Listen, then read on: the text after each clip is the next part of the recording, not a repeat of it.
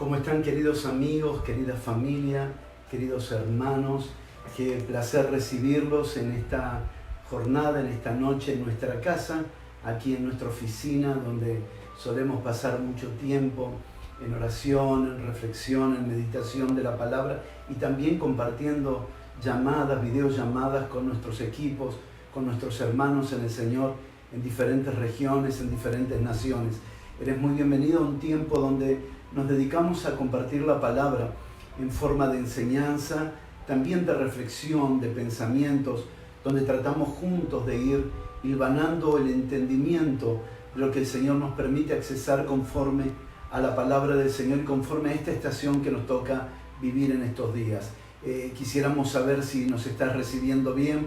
Estamos felices de hacer este programa, de compartir juntos este tiempo, donde el compartir la palabra para nosotros es la razón de nuestra vida, y encontrar personas por el otro lado que quieran oírla, recibirla, escucharla, permanecer en ella, nos da muchísimo gozo. Gracias a todos los que fueron parte de la el primer envío de la semana pasada, del viernes pasado, y que luego se fueron sumando durante los próximos días también a la visualización del mensaje. Esta noche, como fue anunciado en las placas de las redes, hablaremos acerca de Dios, nuestro Papá, Padre de misericordia y de consolación. Te animo a que te puedas seguir sumando, a que te comuniques con nosotros, y quiero contar algo muy lindo que nos pasó en el transcurso de la semana, y fue la cantidad de personas que se comunicaron por medio de las redes, preguntándonos, hablándonos, compartiéndonos testimonios, también pidiéndonos oración sobre algunas circunstancias particulares que estaban enfrentando, pero también tuvimos la oportunidad de conocer a algunas personas que están ejerciendo su profesión de médicos o de enfermeros y que están batallando, obviamente, como todos aquellos que están al frente de esta guerra, que están peleando cara a cara con este virus, con esta enfermedad, con esta pandemia que se está llevando muchísimas personas a la eternidad, a la cual oramos que muchos de ellos, y ojalá fueran todos, partieran a la eternidad con Cristo Jesús en el corazón. Sabemos el trabajo arduo que están llevando adelante los médicos, también los enfermeros, también los policías, también los gobernantes, que están trabajando día y noche para poder prestar un mejor servicio para que disminuya el contagio. La realidad es que todas estas personas están bajo cobertura de oración. Hay muchísimos creyentes en todo el mundo que están orando por ustedes, que están dando gracias a Dios por su vida y que están levantando sus brazos en oración, sabiendo del cansancio y del agotamiento que les requiere toda esta atención y toda esta dinámica que les ha cambiado en la vida por causa de la urgencia que hay de su participación en los lugares de salud. Así que damos gracias a Dios y seguimos rogando que sean fortalecidos y que también sean luz en el lugar donde están. Tienen así como la responsabilidad de colaborar en la salud de los pacientes, también pueden hacer a los pacientes partícipes de la fe que ha gobernado y gobierna sus corazones y sus vidas. Esta noche, como veníamos anunciando, queremos hablar puntualmente de Padre de consolación, de Padre de misericordia. El viernes pasado comenzamos a desarrollar acerca de lo que entendemos el mensaje de Dios para nuestra generación y para las generaciones, como lo es Isaías capítulo 40, que comienza pidiendo Dios que venga tiempo de consolación, anunciando que vendrían tiempos de consolación y que el pueblo de Dios, la nación de Dios, debía quitar los estorbos para que la manifestación sea real, para que la gloria sea genuina, para que puedan verlo todas las generaciones y todo el mundo, la grandeza de nuestro Dios, lo grande, lo poderoso, lo majestuoso que es Él. Y eso fue lo que compartimos el viernes pasado. Y de ahí, hablando mucho acerca de consolación, en el transcurso de las horas posteriores, recibimos esta dirección de hablar acerca de Dios como Padre de misericordia y como Padre de consolación.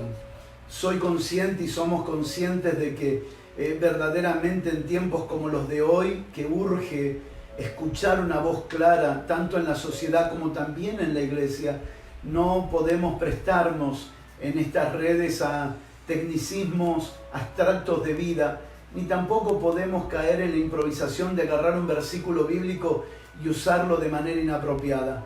Así que sin demasiado tecnicismo, tampoco con improvisación, es que queremos compartir este mensaje sabiendo de que no podemos escuchar a los charlatanes, que no podemos escuchar a personas lejos de la realidad que hoy se está viviendo, porque la vida de Dios, porque el Dios manifestado en carne se hizo uno con el hombre, porque le interesó la realidad del ser humano y en esa realidad introdujo su voz. La voz de Dios siempre estuvo conectada en el contexto de la sociedad.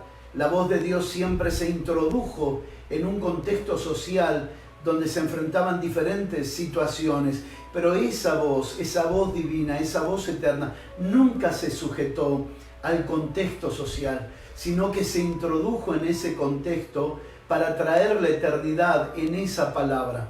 Nosotros creemos y estamos plenamente convencidos que Dios está consciente de lo que se está viviendo aquí en la tierra, que Dios es consciente como buen Padre amoroso, que anhela ver a sus hijos en el Hijo siendo manifestado, mirando los días presentes, pero no para traer una voz condescendiente con el tiempo presente que no nos permita conectarnos con la eternidad, sino todo lo contrario.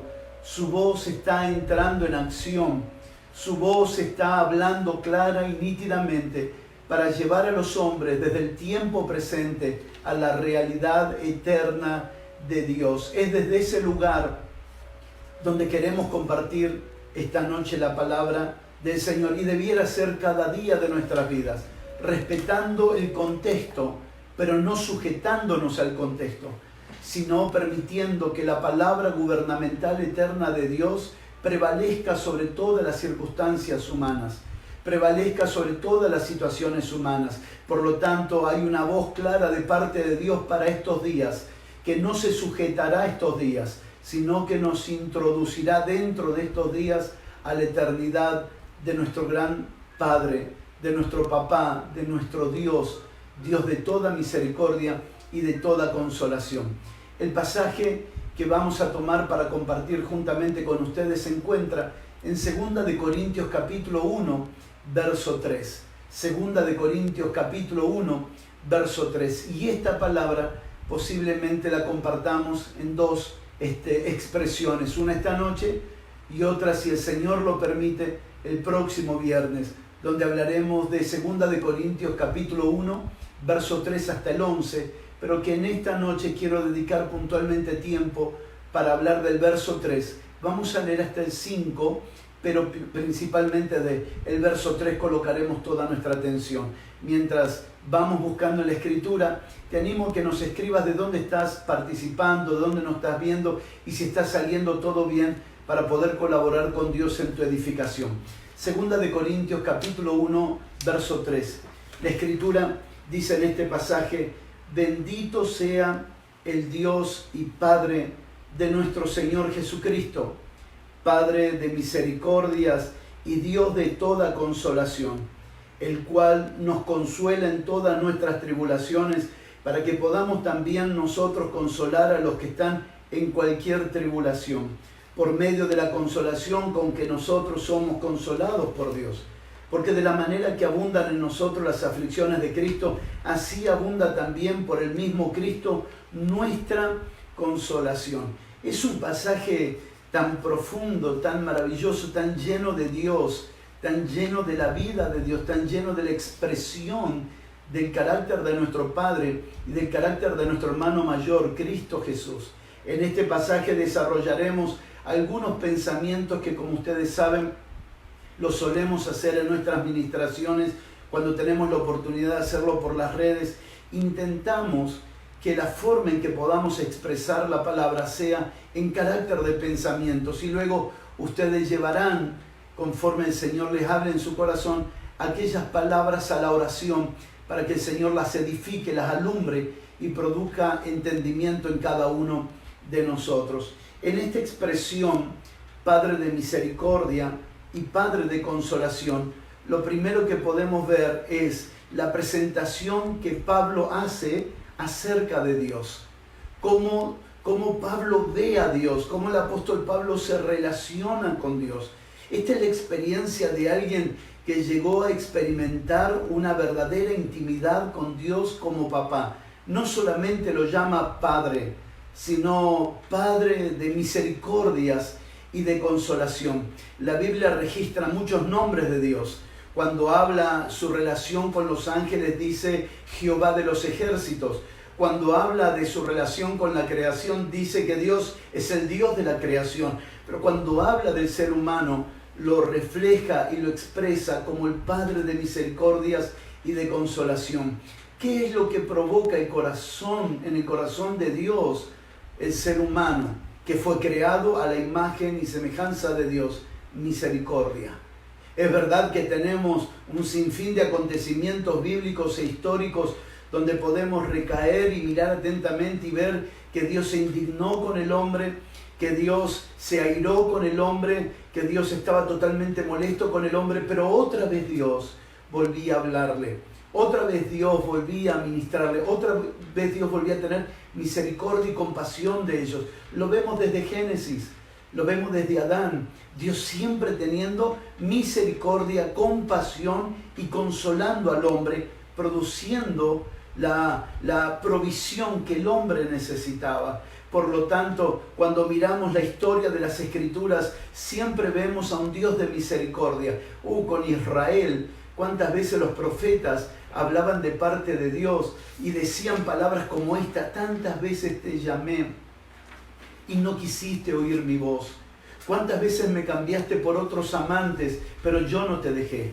O por un tiempo te dejé, pero luego volví a ti.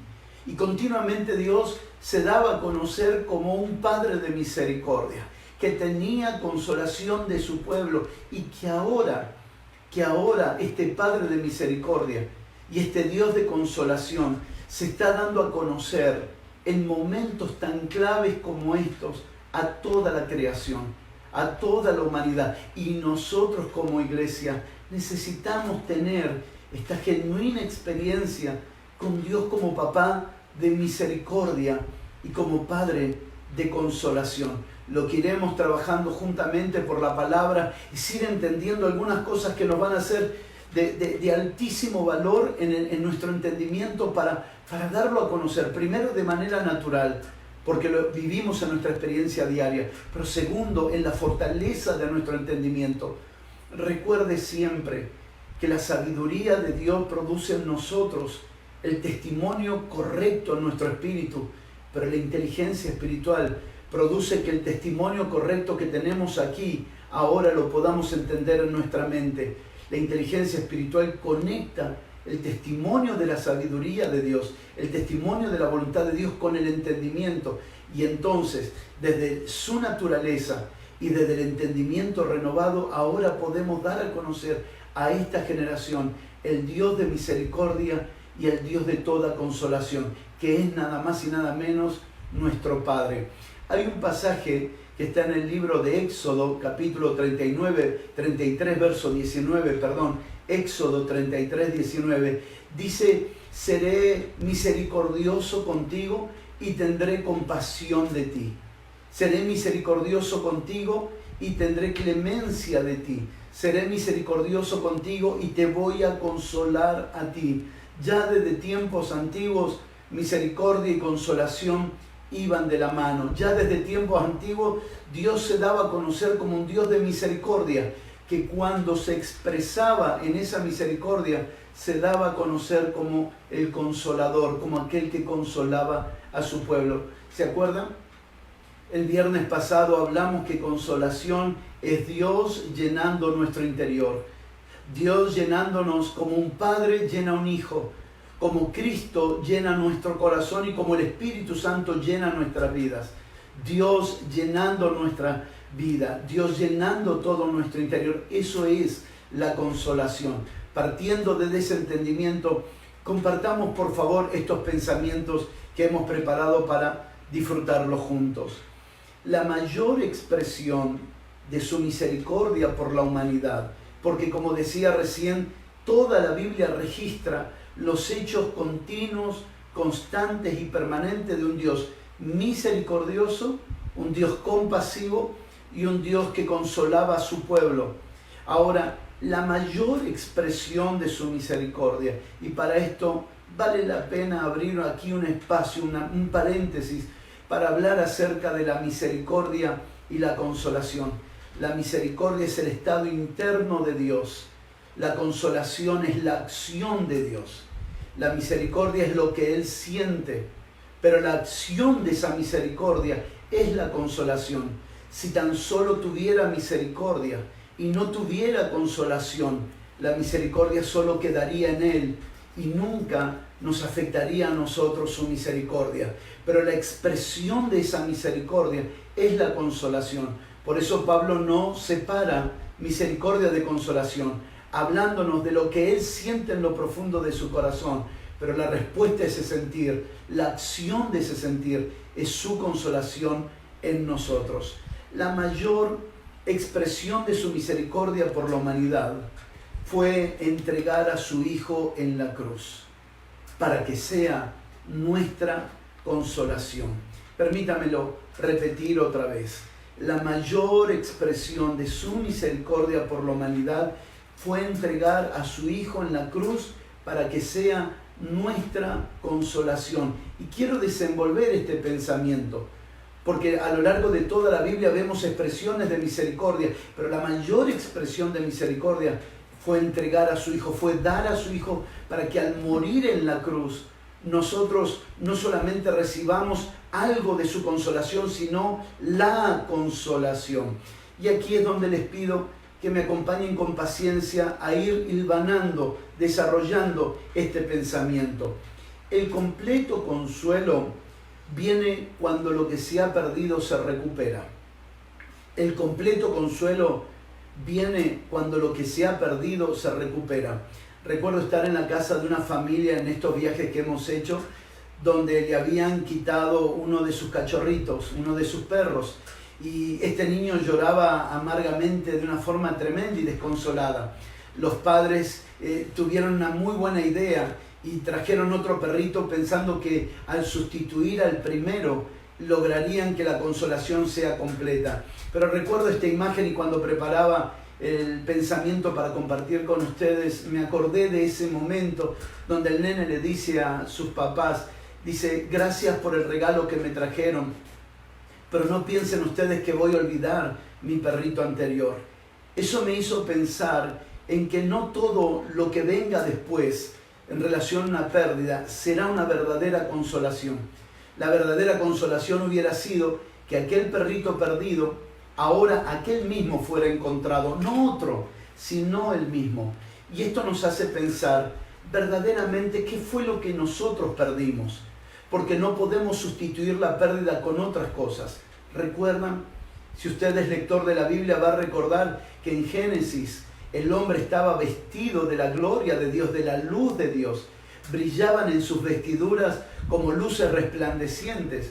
Y cuando el hombre peca, cuando el hombre come del fruto prohibido, la Escritura dice que el hombre inmediatamente se vio desnudo y tomó hojas de higuera y se cubrió. Él quiso consolarse con su propia consolación, pero fue insuficiente, porque no se puede sustituir con algo humano lo que fuimos recibiendo de manera divina. Aquella vestidura primera que tuvo Adán y Eva era de Dios. Ahora el hombre quiso sustituir lo que Dios le estaba dando con algo humano y no hay comparación. No se puede consolar las pérdidas de lo eterno con cosas humanas. Ustedes y yo somos testigos de que cuando perdemos el primer amor, como dice Apocalipsis capítulo 2, lo primero que amanece en el corazón de los creyentes es el amor al dinero, porque queremos sustituir con las cosas, con los bienes, con los recursos, aquellas cosas que solo pueden ser consolación para nosotros cuando pertenece al campo de lo eterno y de lo divino. Esto nos quiere decir algo muy importante. ¿Será que hay algo que el hombre pueda recibir consolación? ¿Hay algo que en el hombre pueda obtener consolación genuina si no es lo que verdaderamente perdió?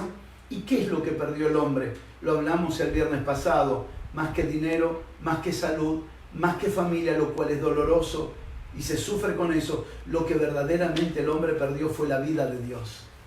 Fue la vida de Dios lo que el hombre perdió. Y justamente fue la vida de Dios lo que Dios hizo cuando envió a su Hijo.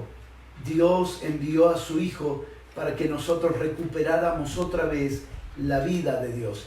Entonces, de lo que estamos hablando es que cuando hablamos de la recuperación de la vida de Dios, estamos hablando de la verdadera consolación.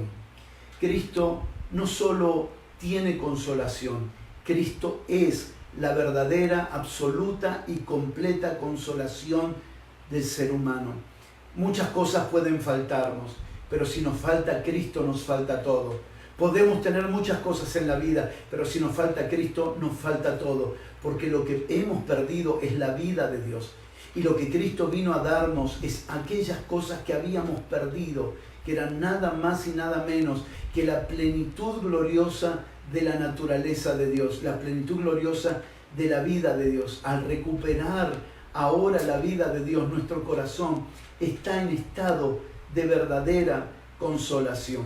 Otro pensamiento interesante para abordar acerca de esto es que entre la misericordia y la consolación, recordemos, la misericordia es el sentir, es la esencia, es la naturaleza misma de Dios que se conmueve frente al dolor del ser humano.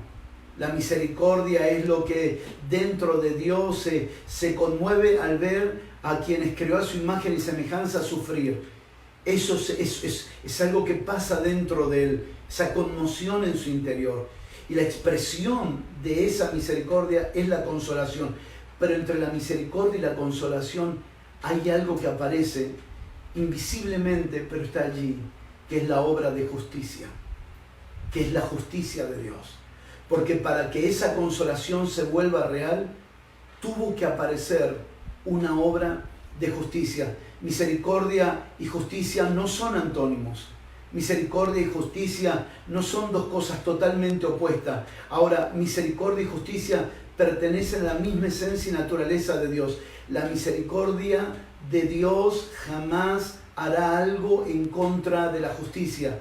No porque tenga misericordia hará algo injusto, porque Dios no puede hacer nada injusto.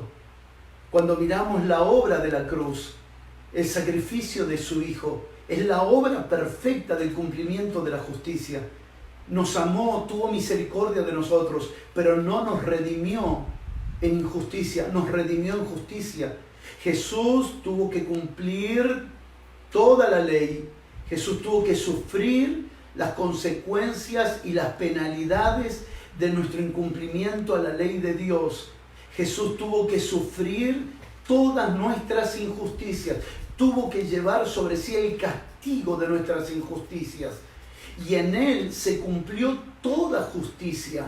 Su misericordia no viene a nosotros pasando por encima de la justicia. Su misericordia operó dentro de la justicia. Por lo tanto, Jesús tuvo que soportar todo el castigo de nuestras injusticias. Y cumpliendo la justicia, se transformó en la consolación para nuestra vida. Esta expresión justicia, retengámosla por un momento, porque entre Padre de misericordia y Padre de consolación hay una operación invisible de justicia que esta noche oramos que el Espíritu Santo nos permita abrir y nos permita entrar mucho más profundo. Cuando conocemos a Dios y lo vamos conociendo cada vez más por su palabra, por su Espíritu, por la comunión con Dios, por la comunión entre los santos, lo que vamos descubriendo es que Dios nunca va a pasar por alto la justicia para poder manifestar su misericordia y para dar a conocer su consolación. Si nosotros tuviéramos que hablar hoy seriamente, tendríamos que decir que la misericordia de Dios no dejó afuera su justicia, sino que dentro de su justicia está la operación de su misericordia. Parece un trabalenguas, pero usted me va a ir entendiendo en la medida en que voy avanzando. Si usted me permite graficarlo, tomando un ejemplo del Antiguo Testamento, voy a decirle que Dios tuvo misericordia de las próximas generaciones en los días de Noé. y la expresión de su justicia fue un arca. El arca fue la expresión de su justicia. La misericordia de Dios quiso prolongar a la humanidad en medio de tanta maldad. Y Dios desarrolló un arca que era un instrumento de justicia, un elemento de justicia. Y a Noé lo puso como un pregonero de ese arca, como un pregonero de justicia. La misericordia de Dios nunca pasará por alto la justicia. Y estas son las cosas que comienzan a resolver preguntas como esta. Y si Dios es tan misericordioso, ¿por qué no nos ayuda? Porque Él estableció que el camino para la operación de su misericordia sea la justicia. Dios no hará nada que no sea por medio de la práctica de la justicia. ¿Hubo una oportunidad para toda la multitud en los tiempos de Noé? Sí, porque por 120 años Noé fue pregonero de justicia, invitando al elemento de justicia creado por Dios llamado el arca. Y el arca es nada más y nada menos que Cristo Jesús. Si tuviéramos que decir, ¿dónde está la misericordia de Dios hoy? La misericordia de Dios está siendo expresada por la justicia de Dios, que es su propio Hijo. Romanos capítulo 3, Romanos capítulo 4 dicen que Jesucristo es la manifestación visible de la justicia de Dios, que en Él funcionó, operó y fluyó toda la justicia de Dios y caminó cumpliendo. No podía habernos rescatado sin el sufrimiento de su Hijo. No, es imposible, porque la operación de su misericordia fue en un contexto de justicia. ¿Por qué queremos hablar de esto? Porque entramos a un terreno muy delicado. ¿En dónde está Dios en este tiempo? ¿Dónde está Dios mientras las cosas están pasando? Si de verdad Dios es amor, si de verdad Dios nos ama, ¿dónde está? ¿Cómo es que no nos está ayudando? ¿Cómo es que no? Sí nos está ayudando, pero su misericordia se expresa por medio de su justicia. Dios nunca ha sido ni será indiferente al dolor del ser humano. Dios no lo ha sido ni será indiferente al dolor del ser humano. Solo que el ser humano quiere que Dios haga las cosas conforme al deseo personal y no conforme al instrumento de justicia que hoy es su Hijo Jesucristo. Aquel elemento de justicia por el que Dios operó misericordia y Noé y toda su casa fueron salvos.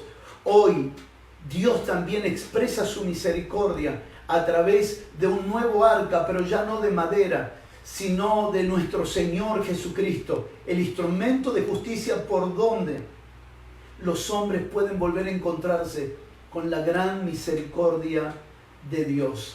Miren, cuando Dios, hecho hombre, caminó entre los hombres.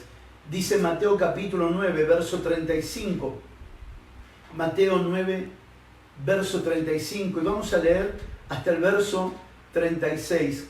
Cuando el Dios de misericordia, el Padre de misericordia, habitó en un cuerpo, un vaso de barro, dio a conocer su corazón hacia la humanidad. Recorría Jesús todas las ciudades y aldeas, enseñando en la sinagoga de ellos y predicando el evangelio del reino, y sanando toda enfermedad y toda dolencia en el pueblo. Y al ver las multitudes, tuvo compasión de ellas, porque estaban desamparadas y dispersas como ovejas que no tienen pastor. Miremos por favor por un momento, veamos cómo lo divino se relaciona con la tierra, no de manera indiferente, sino de manera compasiva, de manera misericordiosa. Hoy en estos días, el Padre de misericordia y el Padre de consolación, por medio de su Hijo, camina entre nosotros. Camina por medio de su iglesia, por las calles, por las ciudades, por los montes, por los valles, por las grandes capitales, por los lugares escondidos, por los hospitales, por las cárceles, por las comisarías, por los mercados.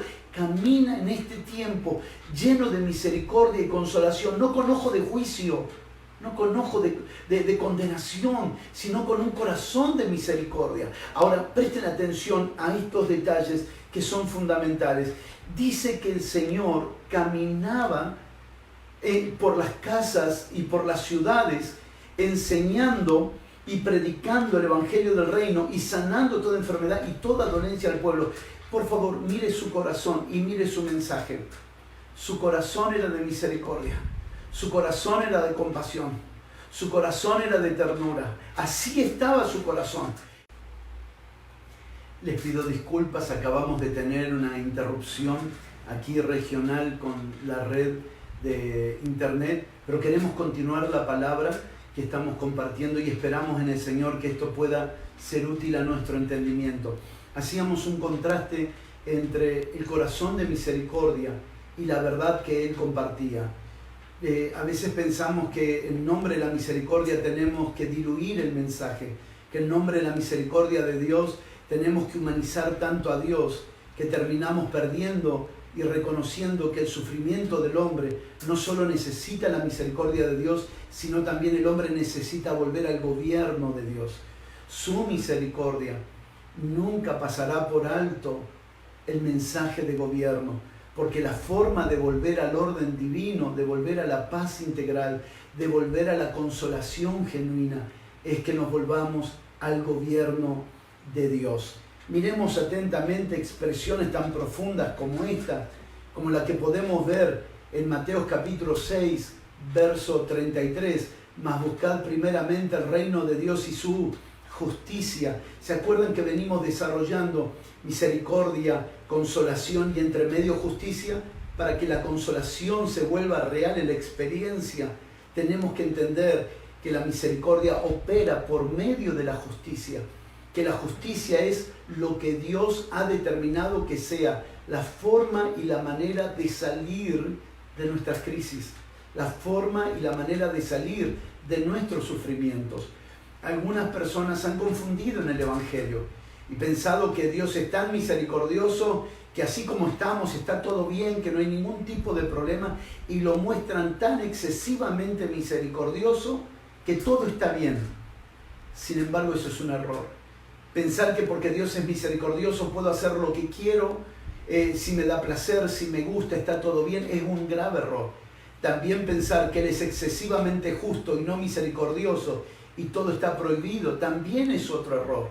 ¿Cuál es el balance que nosotros necesitamos recuperar en el conocimiento de nuestro Padre en la experiencia? El conocimiento está relacionado al Padre de misericordia y al Dios de toda consolación. Quisiera saber si me están recibiendo bien, si vamos bien, si se va entendiendo. Cualquier pregunta o inquietud la puede hacer llegar para que pudiéramos estar arrojando luz y no trayendo confusión.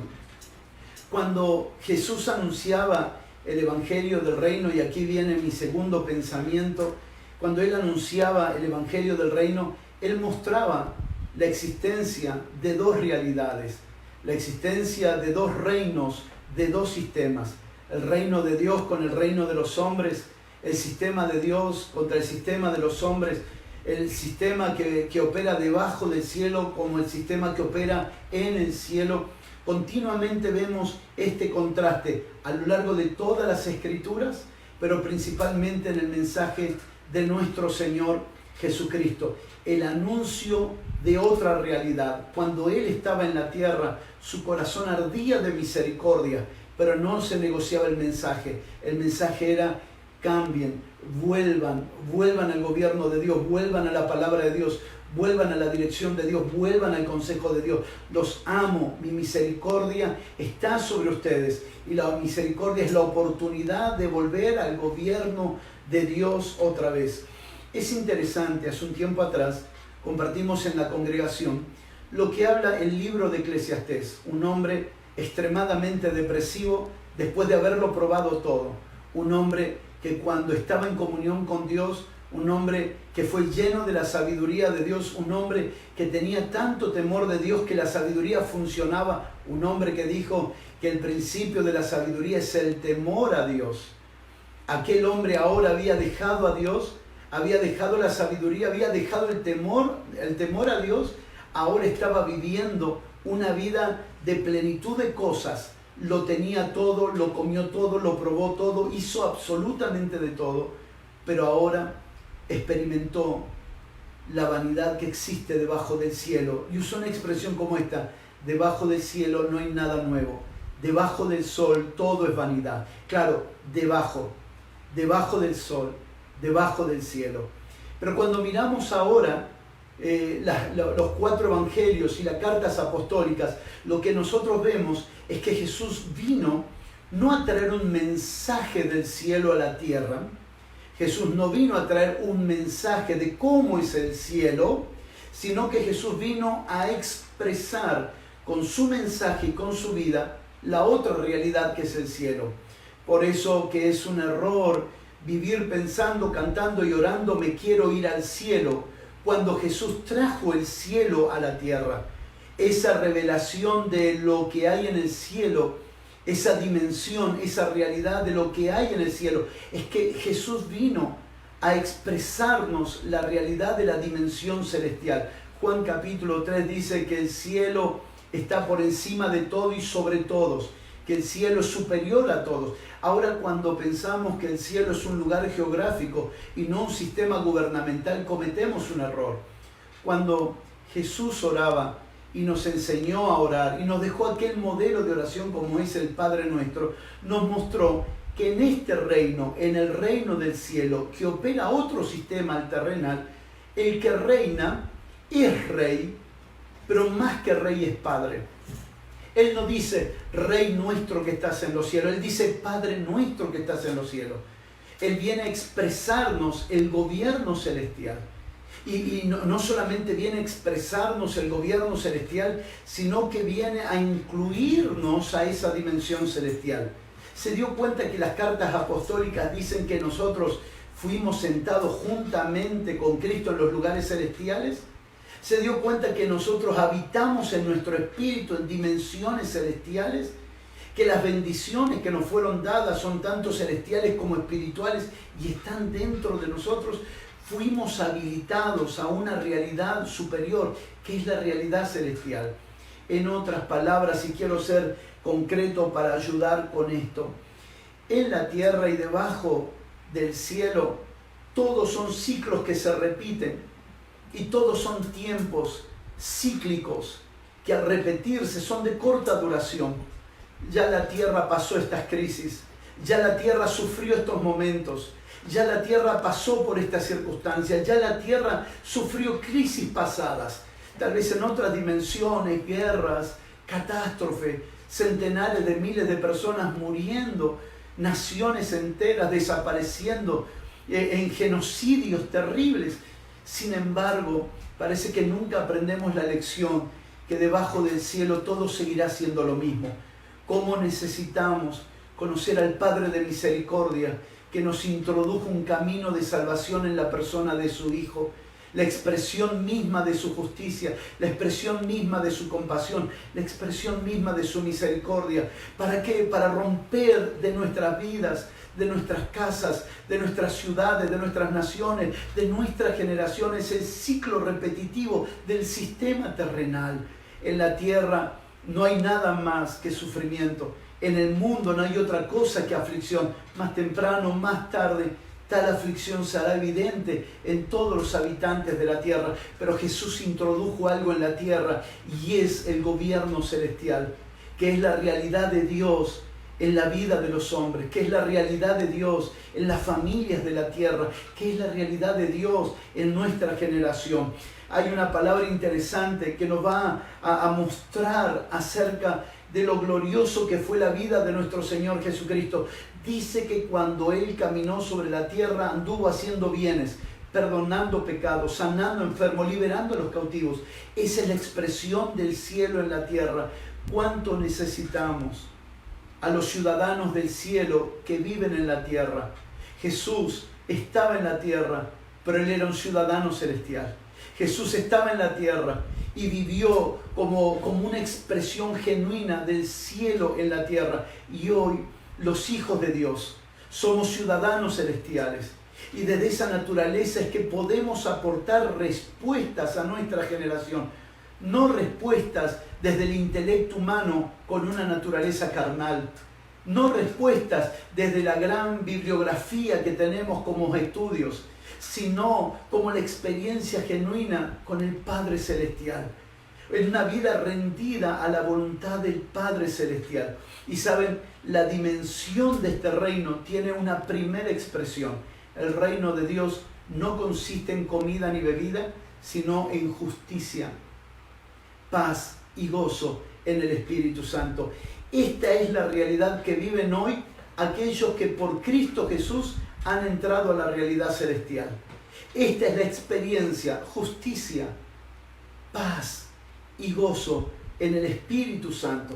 La realidad que opera en el interior de aquellos que hoy son participantes de la ciudadanía celestial aquí en la tierra. ¿Y cómo se necesita a estas personas ahora? ¿Cómo se necesita a estos ciudadanos ahora? Los ciudadanos de la tierra necesitan de los ciudadanos del cielo, porque no hay justicia entre los hombres, porque no hay entre los hombres paz, porque se ha perdido la alegría entre los hombres. Pero los ciudadanos del cielo, usted, querido hermano, querida hermana, nosotros como ciudadanos celestial portamos una naturaleza superior para poder compartirla. No es superior en términos de orgullo, es superior porque todo lo que viene de Dios es mayor que todo lo que pertenece al hombre. Pensemos por un momento la característica de estos dos ciudadanos, el ciudadano celestial y el ciudadano de la tierra. El ciudadano de la tierra es gobernado por las leyes del orgullo, por las leyes de la opinión propia, por las leyes de la opinión personal, por las leyes de las consideraciones personales. Se define a nuestra generación como la generación de la posverdad, donde la verdad es lo que cada uno considera que es verdad. Si algo es verdad para usted, para el otro, habrá que respetarle porque cada uno hace la verdad conforme a sus propios criterios.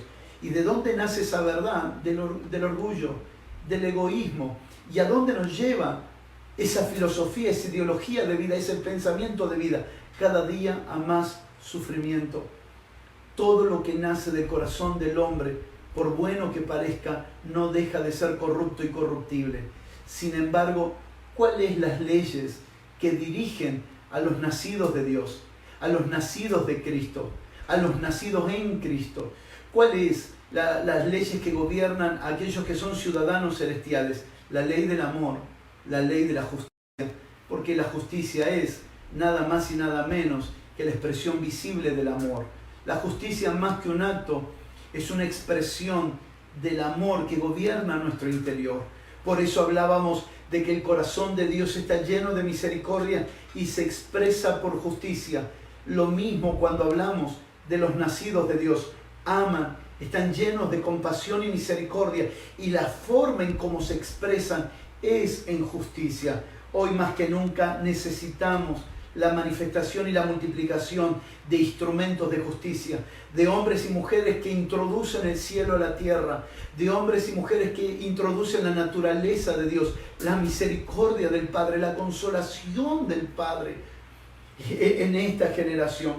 Quiero hacer una pregunta y por un momento volver otra vez a la respuesta de lo que estamos construyendo. ¿Creen ustedes que es posible parar este contagio? ¿Creen ustedes que es posible parar esta pandemia que se está viviendo a nivel mundial y que crece? Escuchando a los periodistas y a los gobernantes, a los profesionales de la medicina dar estadísticas, dicen que todavía no hemos visto lo peor. Dice que todavía las naciones se espera mayor multiplicación de contagiados e infectados. Ahora la pregunta es, ¿se puede parar el contagio? Sí se puede parar. Sí se puede parar. Se puede parar si practicamos la justicia. Por favor, no piense que es una respuesta facilista. No piense que es una respuesta simple. Es una respuesta profunda.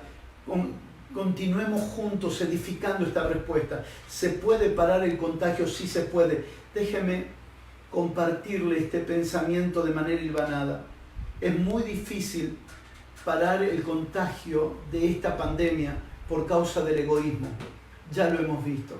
Hemos visto cómo el egoísmo ha hecho que se reproduzca. Sin ir más lejos, no podríamos negar jamás de que esto se fue cultivando en una nación donde los médicos alertaron a los gobernantes de que esto estaba comenzando a suceder, este virus. Hasta dónde el egoísmo llevó a poner a nuestra generación en un estado de terror, de miedo, de consternación, de confusión. Sin ir más lejos, estamos continuamente recibiendo las noticias de gobernantes que no toman las decisiones de prevenir decisiones que pueden liberar a sus países, a los miembros de esas naciones, porque están pensando en sus intereses económicos, de que pueden perder dinero. Dígame si eso no es egoísmo. ¿Se puede parar la pandemia? Si paramos el egoísmo, es posible. ¿Podemos parar la pandemia? Sí, si paramos el egoísmo con la práctica de la justicia. ¿Por qué? Porque vemos personas que sabiendo que están infectadas no tienen problema de pasearse por las calles, de pasearse en sus carros, de pasearse de nación en nación, sabiendo y siendo conscientes que son portadores. Aún así su propio egoísmo no les permite pensar en los demás. Se puede parar este gran contagio y esta gran pandemia. Si atacamos el egoísmo, se puede. Cuando vemos personas que poco le importa quedarse en su casa para cuidarse ellos, para cuidar a su familia, para cuidar a otros, para que este virus termine desapareciendo, dicho por los profesionales, por el tiempo de duración que tiene. Pero el egoísmo multiplica y masifica este virus que está llevando a millones y va a llevar a millones a la eternidad, y muchos de ellos sin salvación. Justicia es la expresión de los nacidos de Dios. Justicia es la expresión del Padre de misericordia a través de su iglesia. Justicia son los instrumentos que aman a Dios y que aman a su generación y que dan a conocer la voluntad del Señor. Ahora es interesante mirar justicia según Dios, porque justicia según Dios es darle a cada uno sus derechos o conforme a sus derechos, sin que cada uno deje de cumplir sus obligaciones. Es fantástico que todos nosotros, los que somos de clase media o clase baja o están pasando tiempos de crisis, estén recibiendo ayuda de parte del gobierno. Eso es maravilloso, pero no deberíamos nosotros, juntamente con recibir los beneficios de nuestros derechos, también colaborar como obligación de ciudadanos de nuestras naciones. ¿Cómo podríamos colaborar nosotros? La gente hoy puede estar pensando, y es el pensamiento terrenal, humano, carnal y egoísta, pensar qué me va a dar mi nación, pensar qué me va a dar mi nación, qué me va a dar mi gobernante, qué me va a dar la economía de mi nación. Pero hay otros, los nacidos del cielo, los nacidos de Dios, los nacidos de Cristo, los instrumentos de justicia, se están levantando para pensar cómo puedo yo colaborar con mi generación, cómo puedo yo colaborar con mis gobernantes. Hay personas que en este momento están pensando cómo hacerle daño a su prójimo. Antes de empezar este programa, antes de empezar este mensaje, esta reflexión juntamente con ustedes, salió en las noticias de aquí de Argentina acerca de ladrones que robaron 100.000, ¿cómo es que se llaman? Barbijos. Acababan de entrar a un lugar donde fabricaban barbijos y robaron 100.000 barbijos que estaban destinados a farmacias, a hospitales, que estaban destinados a familias, que estaban destinados a lugares donde hay personas internadas, personas inescrupulosas, llenas de egoísmo, llenas de su propio yo, sin afecto natural, sin amor por el prójimo. Entraron y robaron, habiendo gente trabajando para poder beneficiar al prójimo. Así como hay este tipo de personas sin sentimientos, sin amor, sin misericordia, también hay muchos hijos de Dios que están llamando a sus gobernantes. ¿Cómo podemos colaborar? Están llamando a su intendente, están llamando a su gobernador de la provincia o del estado, están llamando a las diferentes autoridades, tal vez educativas, tal vez de hospitales. ¿Cómo podemos colaborar? Llamando al comisario de la región. ¿En qué podemos servir? Podemos enviarles comida, podemos ayudarle con algo, porque el Hijo de Dios, el que nació de Dios, el que tiene el corazón de Dios, el que conoció al Padre de misericordia y también conoció al Padre de consolación, expresa esa misericordia en acciones de justicia. Mis hermanos amados, más que ser consumidores en búsqueda de la satisfacción de nuestros derechos particulares, seamos generadores de respuestas. No somos parte del problema, somos parte de la solución.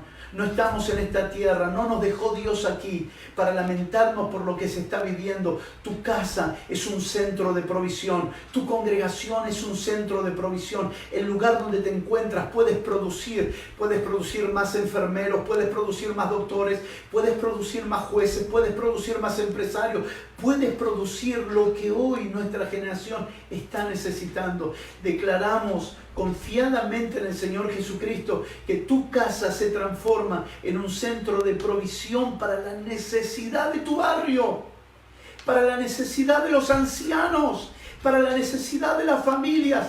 Dios vendrá a tu casa con provisión para que tu casa se vuelva una inspiración de provisión para otros. Por eso somos ciudadanos del reino de los cielos, para introducir el cielo a la tierra. Cuando nadie puede, tú podrás. Cuando nadie tenga, tú tendrás. Cuando nadie llegue, tú llegarás. Cuando nadie toque, tú tocarás. Porque eres ciudadano portador de una vida gloriosa que te fue dada por misericordia de Dios mediante la obra de justicia de nuestro Señor Jesucristo. En estos días, mis hermanos, y este es mi cuarto pensamiento, en estos días de gran crisis, no hay espacios para los tibios. O somos fríos e indiferentes, o somos prejuiciosos con nuestra generación, o ardemos de compasión, amor, misericordia y acciones de justicia. O somos personas que nos quedamos mirando con pena las noticias, mirando las 600.000 personas que fallecieron en menos de 2 meses.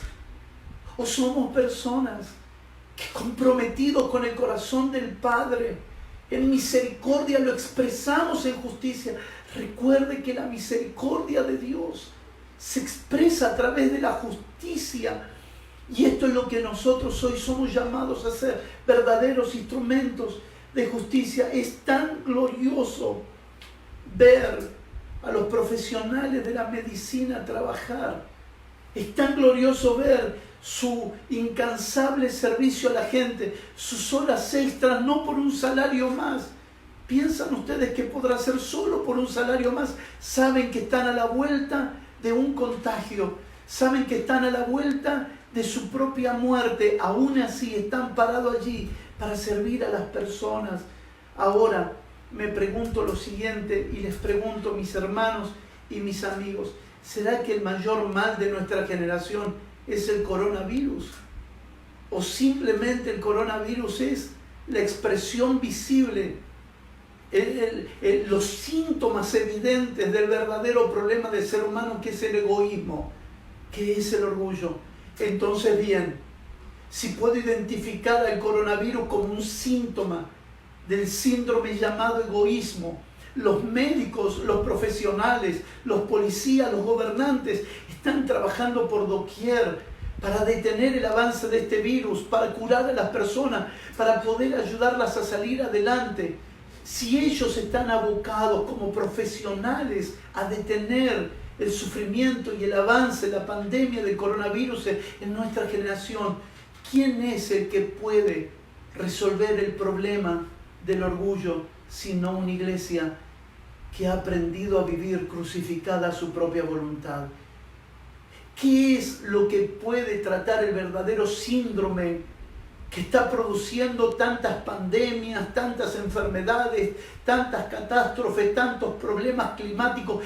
¿Quién es el que puede resolver ese problema de fondo? Si todo ese problema de fondo está basado en el egoísmo del ser humano, una iglesia llena de hombres crucificados, una iglesia que vive como nuestro Señor Jesucristo vivió. Vivió crucificado y murió en una cruz, pero Él vivió 33 años y medio crucificado. Él nunca vivió para sí. Vivir crucificado significa no vivir para mí, es vivir para mi Padre. Una cosa es vivir crucificado, otra cosa fue el evento de morir en la cruz.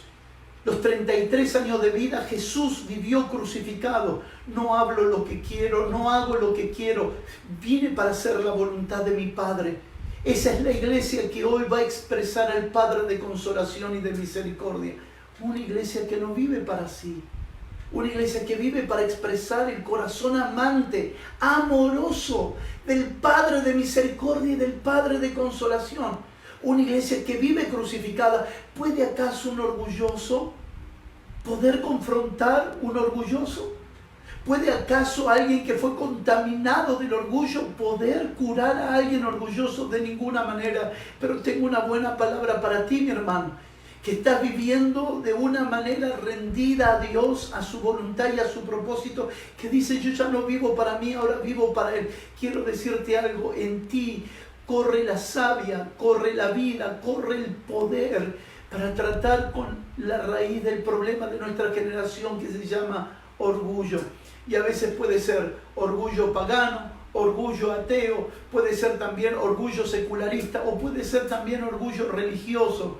Porque a la verdad, mis hermanos, si algo ha alimentado y ha hecho proliferar el ateísmo y el secularismo en nuestra generación, ha sido nada más y nada menos que la perversión que ha producido la religión en hombres y mujeres carentes de la vida de Dios, aparentes de piedad, que hablaban una cosa pero vivían otra, y la gente se cansó y dijo: si eso es Dios, si Dios es esto, prefiero no seguir más con Dios. Y entonces la religión que absorbió a las personas y los hizo religiosos se transformaron en la peor publicidad para que la gente quiera a Dios.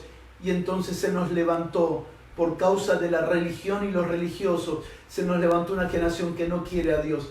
Pero no lo quiere, no porque lo haya conocido y lo rechace, sino porque cuando conoció la apariencia de piedad de los religiosos, dijo: si esto es Dios, yo no lo quiero.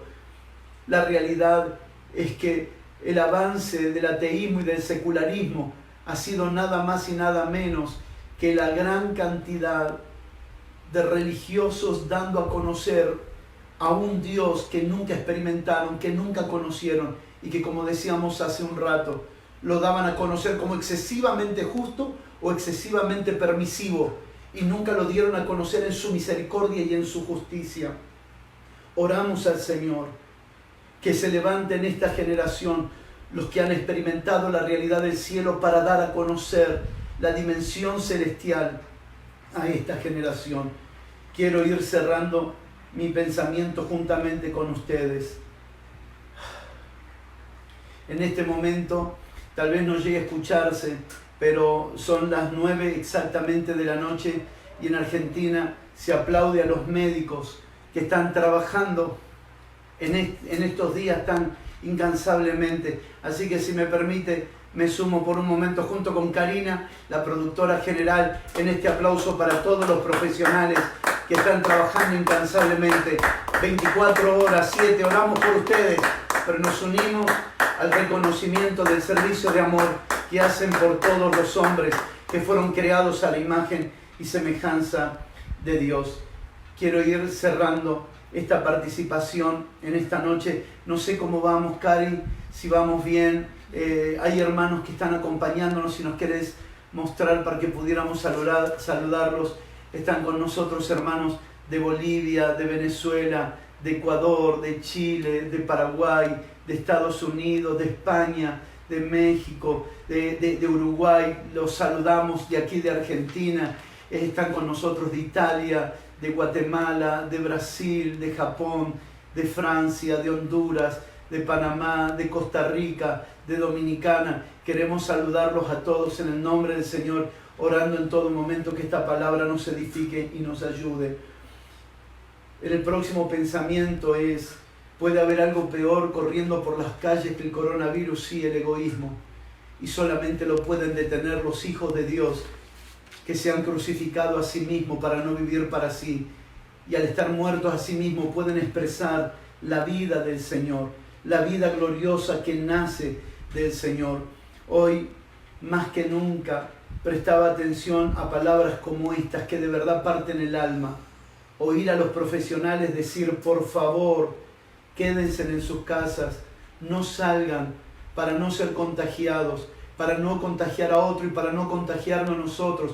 También tenemos familia. Parte el corazón escuchar esas palabras, pero el egoísmo tiene una caparazón que impide escuchar ese clamor de los profesionales, el clamor de los gobernantes, el clamor de los médicos, que repiten una y otra vez en cuantas redes sociales pueden pidiendo que se queden en las casas, pero el orgullo endurece el corazón para no oír. Y esto nos hace pensar, hoy más que nunca necesitamos a los crucificados predicando el mensaje de la cruz, hablando acerca de la cruz de Cristo, porque es en el sacrificio de la cruz que todo nuestro orgullo, nuestro egoísmo, nuestro egocentrismo, el pensar solamente en nosotros se va a terminar. ¿Cómo podemos cambiar el destino de nuestra generación si es que esto fuera posible? Anunciemos el mensaje de la cruz, pero primero vivamos la cruz que estamos anunciando. En el último punto es ver a Jesús decir que me ha visto a mí, ha visto al Padre. Y Jesús se compadecía. Y Jesús tenía misericordia. Pero Jesús no negociaba el mensaje y les decía, tengo compasión de ti, pero vuelve al gobierno de Dios. Tengo misericordia de ti, pero la solución es que te vuelvas al reino de Dios, a que Dios te vuelva a gobernar, a que Dios te vuelva a guiar, a que Dios te vuelva a dirigir, a que sus palabras sean las que te dirijan y no tus propios pensamientos. Me pregunto, esta generación que no conoce al Padre, me pregunto cómo vive el alma de una persona que no puede disfrutar a Dios como Padre. La Biblia dice que Dios es Padre de los espíritus, Padre de las luces. En Él hay luz, hay paz, hay amor. ¿Cómo es el alma de alguien que no conoció a Dios como papá, como un Padre de misericordia y de consolación? ¿Cómo es el alma? El alma está en estado de oscuridad, en estado de confusión, en estado de temor, siendo subyugada por las noticias, llevada de aquí para allá, por las palabras de los hombres, las intimidaciones de la gente, las experiencias amargas de los que sufren el contagio y la enfermedad. ¿Cómo es el alma de las personas que no conocen a Dios como papá? Por eso es que necesitamos no solo tener un gran mensaje en la oratoria de Dios como Padre, sino expresarlo en nuestras propias vidas, expresarlo a Él como papá, darlo a conocer en nuestra seguridad, en nuestra identidad, en nuestra convicción de que en nuestro Padre lo tenemos todo. ¿Cómo es el alma de un huérfano? Tal vez los psicólogos que nos están viendo podrían ayudarnos mucho mejor en la definición. Simplemente digo que el alma de un huérfano es insegura, no tiene una clara identidad, tiene temores porque no hay alguien que esté proveyendo para sus necesidades, tiene las inseguridades de que alguien no lo esté protegiendo. Ese es el alma de un huérfano. Ese es el alma que hoy en los rincones de la tierra clama por los hijos de Dios. Es lo que están pidiendo. Alguien que les muestre al Padre. Alguien que les muestre al Padre de misericordia y al Padre de consolación. Solo alguien que está viviendo la realidad de Dios y no un dogma. La realidad de Dios y no una doctrina. La realidad de Dios y no una teología exacta. Sino la realidad de Dios como papá puede expresarlo y darlo a conocer. ¿Saben? Pensaba cuando oraba por este mensaje que se está usando una palabra demasiado delicada acerca de esto, y es: estamos enfrentando una guerra contra un enemigo invisible. Estamos peleando contra un enemigo que no se ve.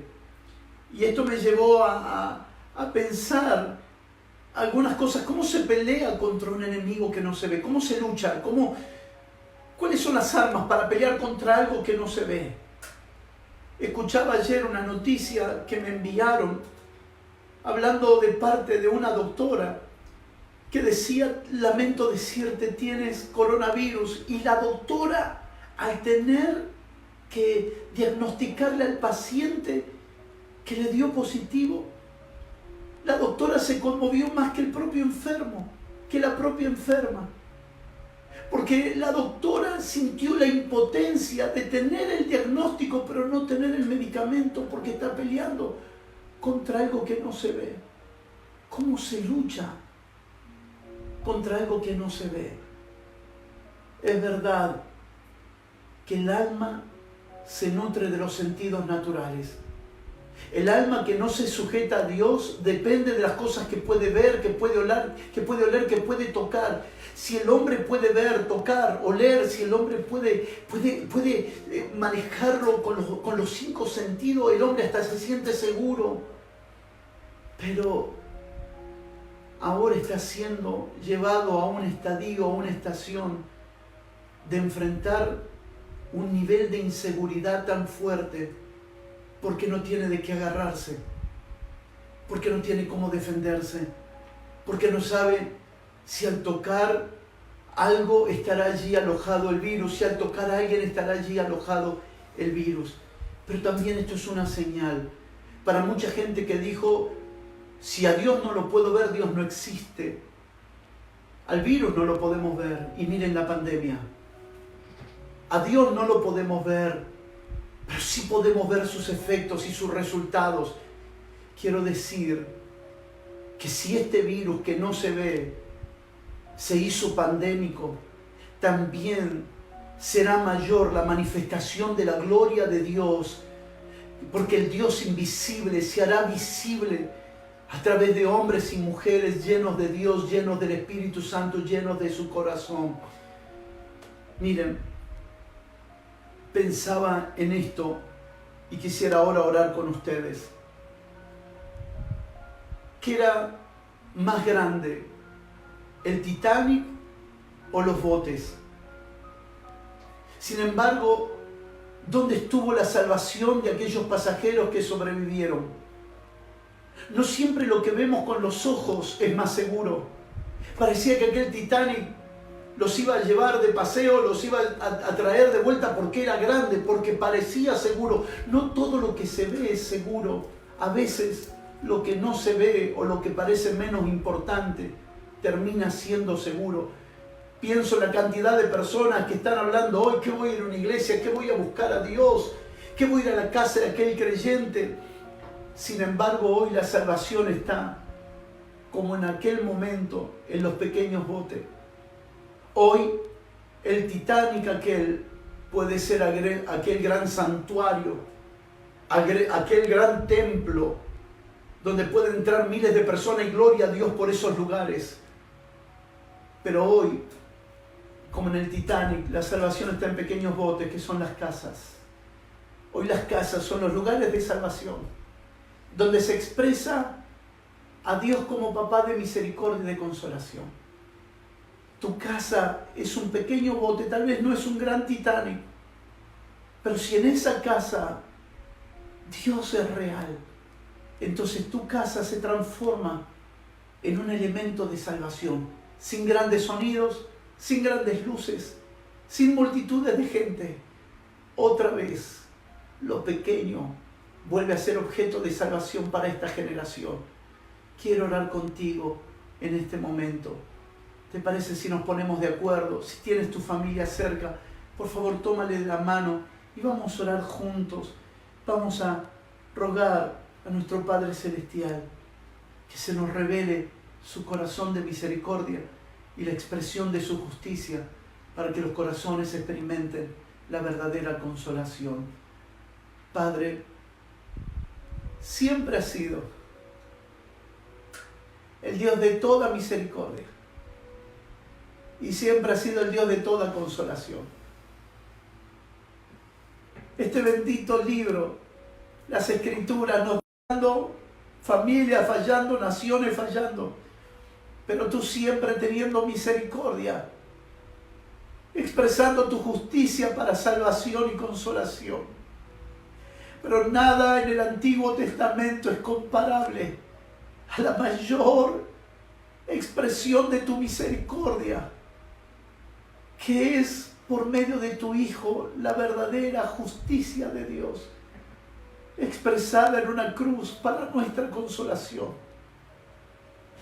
Oramos todos juntos, que tu realidad se manifieste en nosotros y a través de nosotros, que podamos, Señor, expresar tu corazón, que podamos nosotros expresar tu misericordia en justicia, para que el corazón de los hombres vuelva a ser consolado.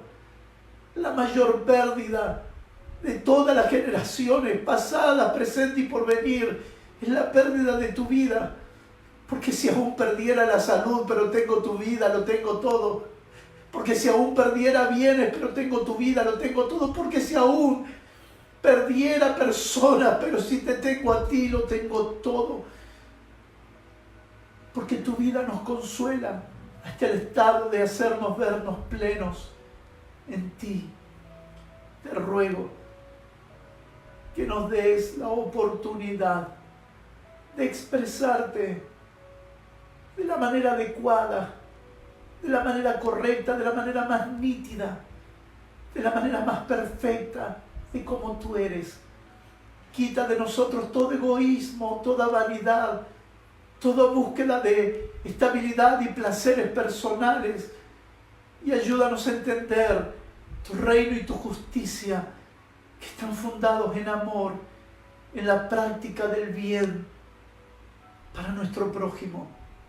Orando ahora que tu palabra nos sea revelada y seamos la expresión más nítida del corazón del Padre expresado en Cristo, en la justicia de Dios.